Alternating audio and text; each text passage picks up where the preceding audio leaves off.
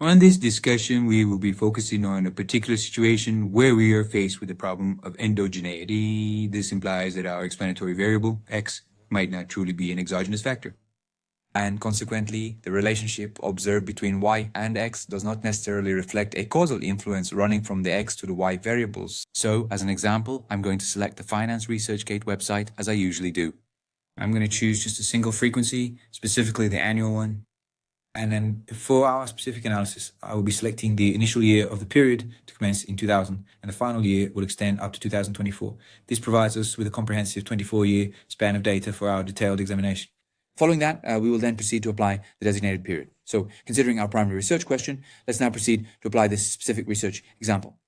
Is there a direct causal relationship between a company's financial leverage and its investment decisions? Our primary goal is to thoroughly investigate and understand if a firm's financial leverage directly causes variations in its investment levels and strategies.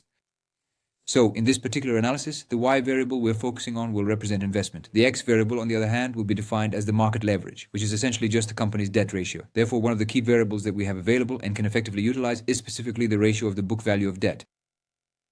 And in addition to that, we'll be selecting our control variables, which is absolutely crucial whenever we're working with any kind of regression model. It's a fundamental requirement that we include these control variables. For instance, we can consider using size as one and then also profitability as another. Alright, so for our primary selection, we should definitely go with the cash flow to debt ratio. And then as a secondary but equally important choice, let's also include the book to market ratio. And finally, to conclude our discussion, let's consider how we can apply the concept of tangibility. It's important to note that all these various control variables we've discussed could potentially have a significant impact on the overall firm investment. And to clarify, the y variable in our analysis, as we've previously mentioned, represents a crucial aspect of firm investment.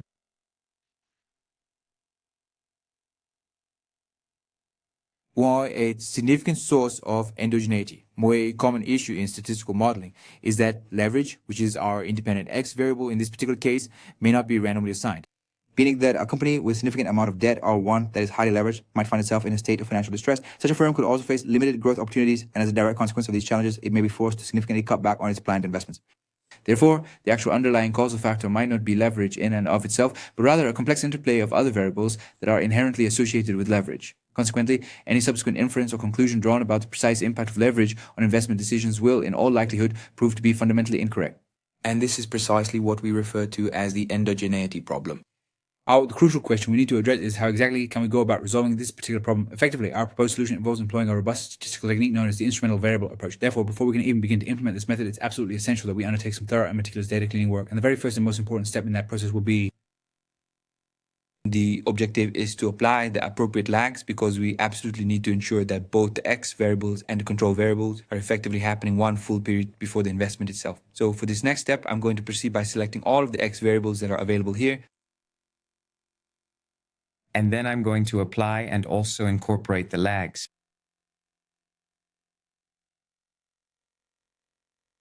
Following that, our next crucial step will be to determine if there are any data points that stand out as outliers.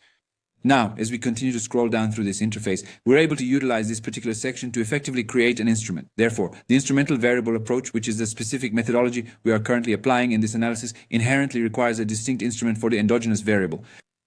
So, based on what the academic literature suggests, the financial leverage observed at an industry-wide level can effectively serve as a reliable proxy for the financial leverage of individual firms. Therefore, we plan to utilize that as a crucial analytical instrument. Subsequently, we will then aggregate the financial leverage at the firm level.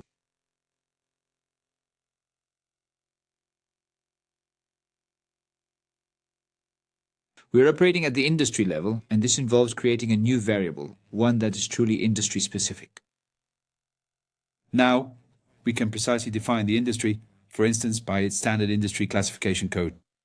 And of course, we choose the median value specifically to ensure that our analysis isn't distorted by extreme observations. The median, as you know, is significantly less impacted by these unusual extreme outliers. And then, following this, we will proceed to add and subsequently create a brand new variable.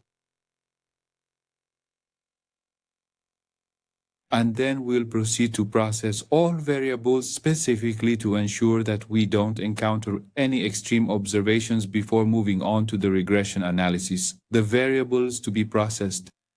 It's essential that we carefully choose the appropriate lagged variables for this model. Let's consider this factor, this one here, and also the lag in market leverage. Then we have this particular item, return on equity, and finally the overall size.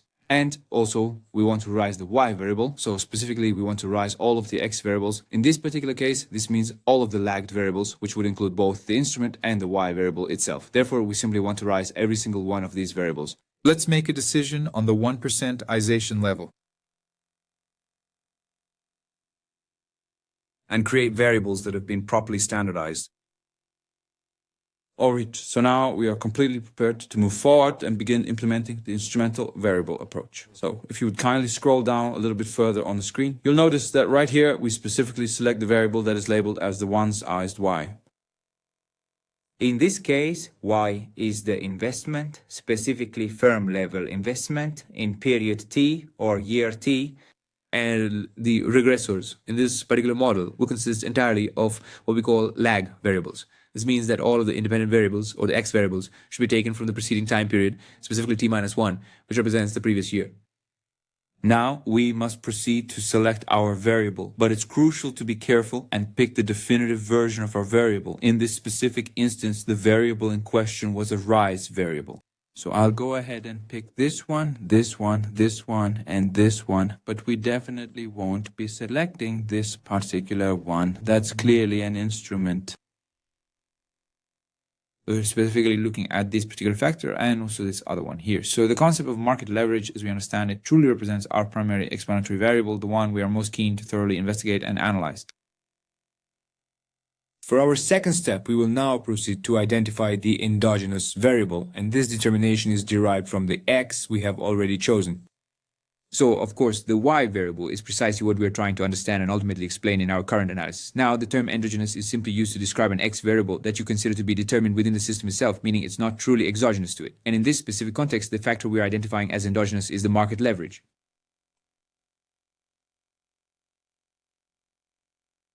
Now, for our third step, we will carefully select an appropriate instrument. This is a crucial factor that must effectively explain the observed leverage, which represents our endogenous variable. However, it absolutely must not directly influence the primary y variable itself. So, we are considering two essential conditions here. Firstly, the chosen instrument must demonstrate relevance, which implies that it needs to be quite strongly and significantly associated with the specific endogenous variable we are examining. And in this specific instance, the available academic literature clearly demonstrates that the broader industry leverage plays a crucial role in its ability to both determine and significantly influence the financial leverage observed at the individual firm level. Therefore, the essential requirement for relevance in this analysis has been fully established. The other crucial condition we must consider here is what we refer to as the exogeneity condition. This essentially means that the instrument, which is exogenous, affects the firm level investment. It does so indirectly, specifically through the endogenous variable, which in this particular context is the firm level investment itself. So, if I'm the one who's going to choose the instrument, when we consider the overall leverage at the industry level, specifically in this particular scenario, it becomes possible for us to ascertain the changes in a company's individual leverage, which are directly influenced by the sudden shifts and unexpected movements observed in the broader industry's leverage ratio. And this particular type of variation in the leverage at the firm level, this firm leverage is considered to be exogenous, meaning we can confidently rely on it for our analysis. If you decide to cluster the standard errors, which is an option, then our approach will be to proceed with the two-stage least squares method. So for the initial phase, or the first stage of our analysis, we perform a regression. Here, we use market leverage as our dependent, or y, variable. This is regressed against a set of carefully chosen control variables, and importantly, also against our specified instrument. This particular factor represents our primary variable of interest. However, we also incorporate additional controls due to their potential connection with market leverage. Nevertheless, our central attention must remain on that initial key variable. And here, its significance is quite clear because the t-value itself is significant. Furthermore, we can also examine the p-value in detail. Consequently, the relevance criterion has been fully met. Therefore, this particular element can be effectively utilized as a crucial analytical instrument. Moving on to the next point, we're now presenting the various independent variables, specifically including both the essential control variables and our primary explanatory x variable. More precisely, in the context of this specific analysis, we are referring to the financial leverage observed at the individual firm level. That would not be the final total leverage we're expecting. That would be the predicted leverage that was derived from the first stage of our calculations. So, in the initial stage of our analysis, we first predicted the level of firm leverage by employing a specific instrumental variable. Subsequently, we incorporated this predicted value of firm leverage, which was derived from the industrial leverage, into our main regression model. It seems that this particular portion, the predicted value, is, I would say, entirely exogenous. So, considering this particular scenario, the market leverage that was projected during the initial phase of our analysis turns out to be quite significant. Moreover, its impact is clearly positive.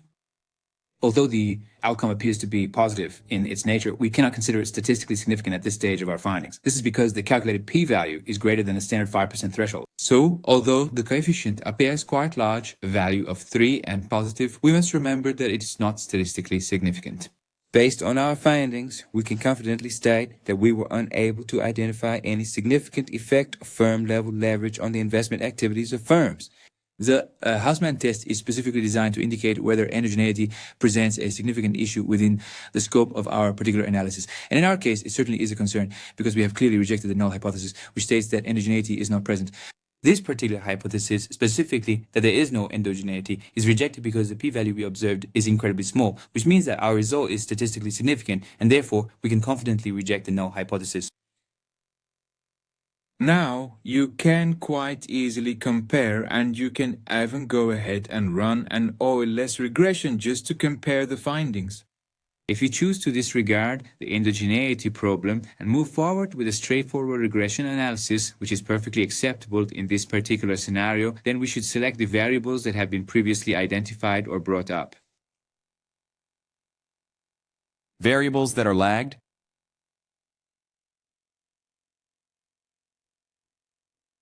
After that, we'll go ahead and run the OLS model.